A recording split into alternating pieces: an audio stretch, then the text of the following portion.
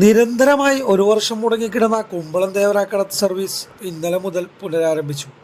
കുമ്പളം ഫെറിയിൽ കുമ്പളം panchayat president KS Radhakrishnan കടത്ത് service ഉദ്ഘാടനം ചെയ്തു.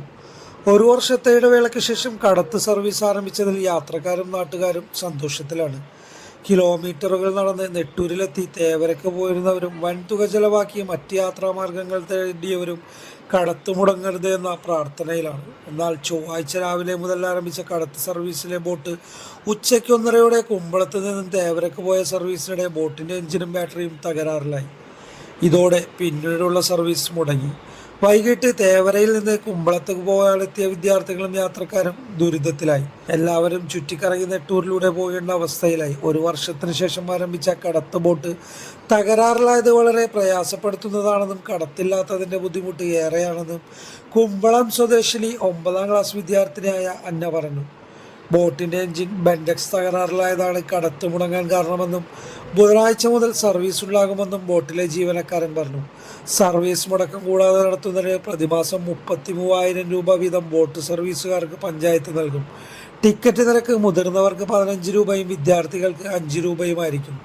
കൂടാതെ ടിക്കറ്റ് ചാർജും നടത്തിപ്പുകാർക്ക് ലഭിക്കും. കുമ്പളം തേവര കടത്ത് സർവീസ് നേരത്തെ ടെൻഡർ പ്രകാരം എടുത്ത് ഇടയ്ക്ക് നിർത്തിപ്പോയത് വിവാദമായിരുന്നു. 11 മാസത്തേക്ക് കരാറെടുത്ത് കാലാവധിയാകുന്നതിന് മുമ്പ് തന്നെ സർവീസ് അവസാനിപ്പിച്ചിട്ടും കരാർ ലംഘനത്തിന് നോട്ടീസ് നൽകി നടപടിയെടുക്കാൻ പഞ്ചായത്ത് സെക്രട്ടറി തയ്യാറാകാത്ത സംഭവം വാക്കുതർക്കങ്ങൾക്കും മറ്റും ഇടയാക്കി. തുക നിശ്ചയിച്ച് കരാർ ഏറ്റെടുത്ത ശേഷം ലാഭകരമല്ലെന്ന കാര്യം പറഞ്ഞ് 3 മാസത്തിനകം സർവീസ് അവസാനിപ്പിക്കുമായിരുന്നു.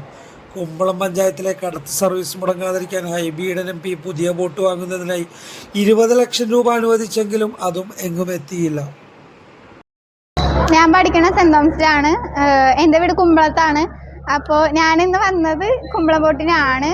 ഒരു വർഷത്തിന് ശേഷമാണ് ഈ ബോട്ട് വരുന്നത്. അത് കഴിഞ്ഞിട്ട് ഞങ്ങൾ ഈ ബോട്ടിന് വന്നിട്ട് ഇന്നിപ്പോൾ സ്കൂൾ അതിന് വന്നപ്പോഴേക്കും ബോട്ടില്ല.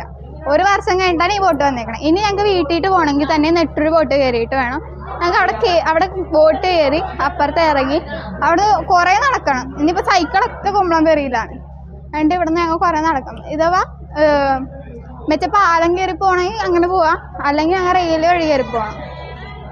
അപ്പോൾ ഞങ്ങളൊക്കെ ഇങ്ങനെ ശരിക്കും കുറേ കഷ്ടപ്പെടാനുണ്ട്. ഒരു വർഷത്തിന് ശേഷം ബോട്ട് വന്നിട്ട് ബോട്ട് വന്നിട്ട് ഇപ്പോൾ പിന്നെയും കംപ്ലൈൻ്റ് ഒക്കെ ആയി. ഞങ്ങൾക്ക് ശരിക്കും നല്ല ബുദ്ധിമുട്ടും കാര്യങ്ങളൊക്കെ ഉണ്ട്.